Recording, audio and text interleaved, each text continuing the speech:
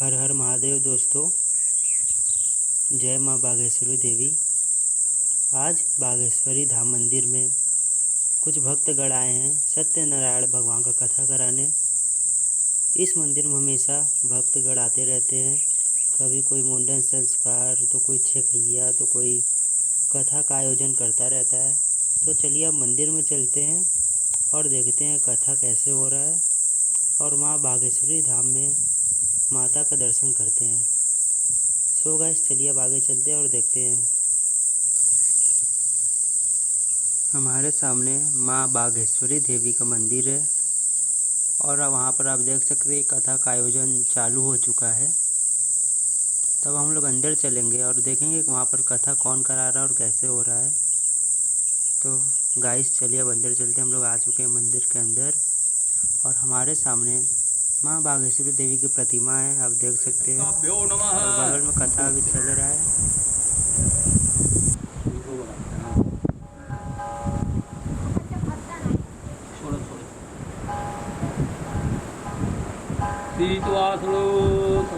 लज्जारक्षणं परम देहार्काण्डं में ओम भूर्भुवः स्वः गणेशंकाभ्यो नमः वस्त्रं समर्पयामि श्रीगणेशंकाभ्यो नमः।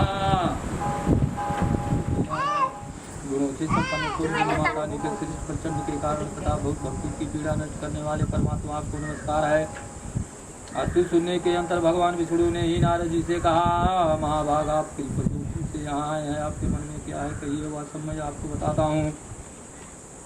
नारद जी बोले, भगवान मृत्युलोक में आपने पाप कर्मों के द्वारा उत्पन्न सभी लोग बहुत प्रकार के दुखी हो रहे हैं।